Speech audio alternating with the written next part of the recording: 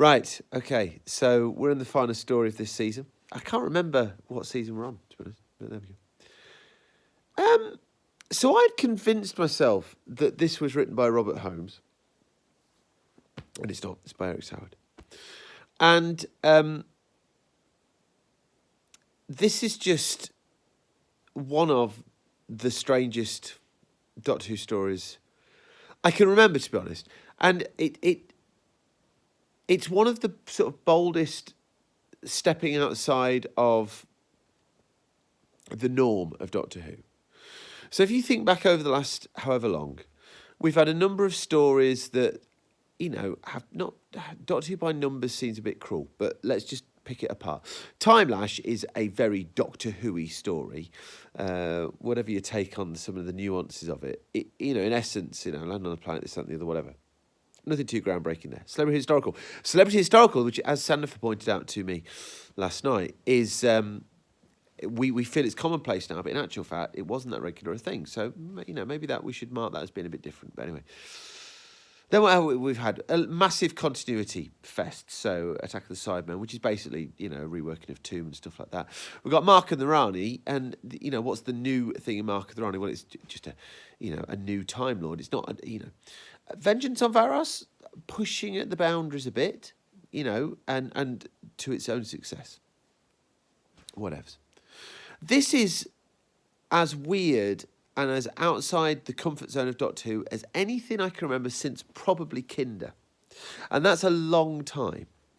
And Doctor Who is a programme that can reinvent even the most experimental of its own episodes. Do you know what I mean? It's quite remarkable if you trap over Doctor Who. We watch Midnight tonight because it's part of Humphrey's watch-along. And there's some elements about Midnight that I'd never appreciated before. How it robs the Doctor of things he's used to. I think it's quite an experimental episode in a strange way. Well, I think this is. And it is just, this episode is so weird. Tonally, it, as Libby's just said to me, it just is a whole different level to anything that we've had for a long, long, long time.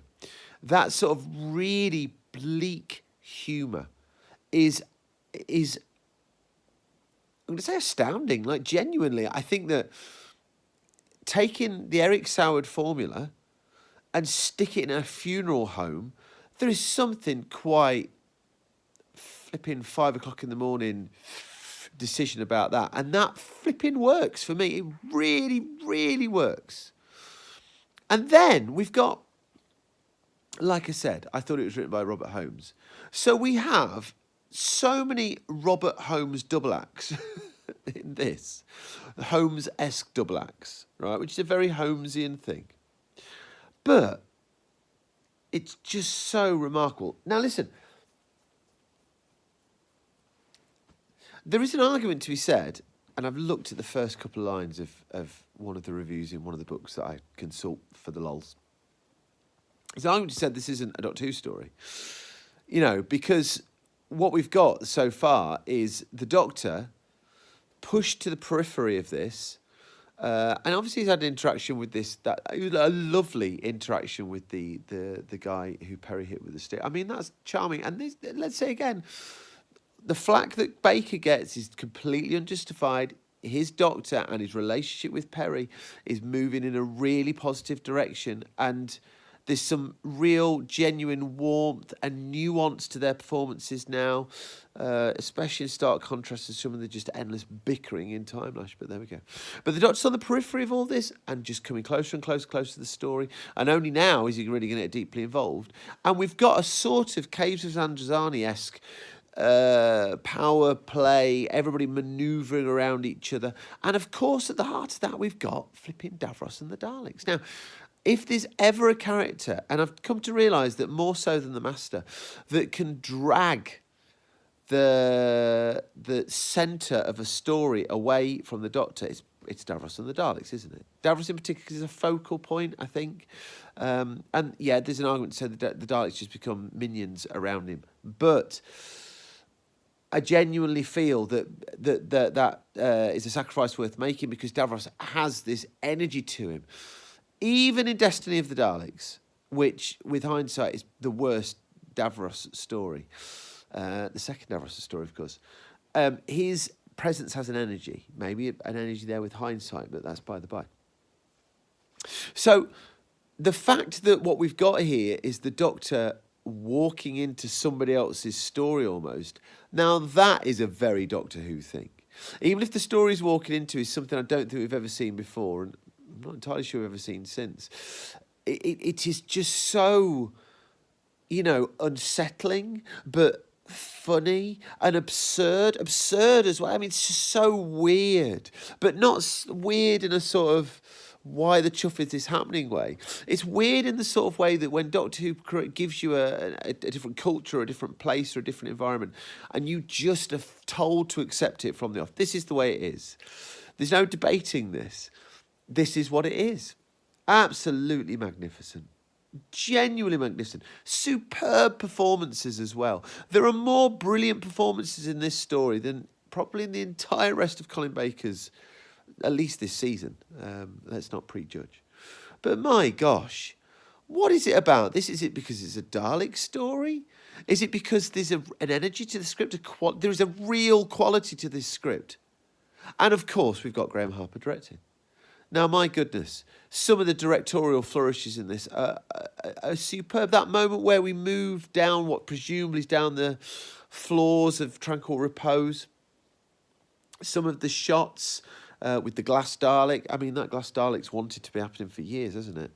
The DJ, I can appreciate some people are going to struggle with the broadness of that performance, but for me, it really works. It's another layer of ridiculousness. Just the sort of everybody's watching everybody else, the whole observation thing. Everything's being filmed, which of course we're watching this, being watched by this. I love stuff like that gives everything, not everything, that can lend things a real quality, a real vibrancy, a real tactileness. There's a book called House of Leaves. Here's a book recommendation for you if you're into horror fiction. I'm not into horror fiction. I don't like horror fiction at all. But there is a book called House of Leaves. I recommend so strongly you go out and read that if you're into horror. It is one of the most visceral reading experiences I have ever, ever, ever had. It is utterly superb, that book. Go read it now. Not now, finish listening to this. And so the layering of people watching each other, you watching him, watching who, watching you, all that kind of thing, it adds a whole different vibe to this, which is just so refreshing, so delightful. Why now? This, my gosh, put this on, make this his first story. Put this where Attack of the Cybermen is. Don't let Michael Grade cancel the programme. Not when you can do this. The pieces have just fallen into place. I mean, this followed by Vengeance on Varos. All of a sudden, we've got a season with so much promise. Attack of the Cybermen can slip in there. I don't know what we're going to do with the others. But my gosh. Oh, my gosh. Just think. I know. We've not been talking much in the comments recently, people. Feel free to chip in. But, and John said to me on WhatsApp the other day, he thinks this is the low ebb of Doctor Who. But my gosh, this is just fantastic stuff. And this sits comfortably. Let's not make daft comparisons. Midnight's David Tennant's best story, by the way. But let's not make daft comparisons. A truly brilliant episode of Doctor Who. You see, Colin Baker, it's there. It's all there, waiting to happen. It's got the potential. It's got the chops. It can work. It can really work. Oh, I'm already looking forward to the next episode. How fantastic is that? Brilliant. Bye bye.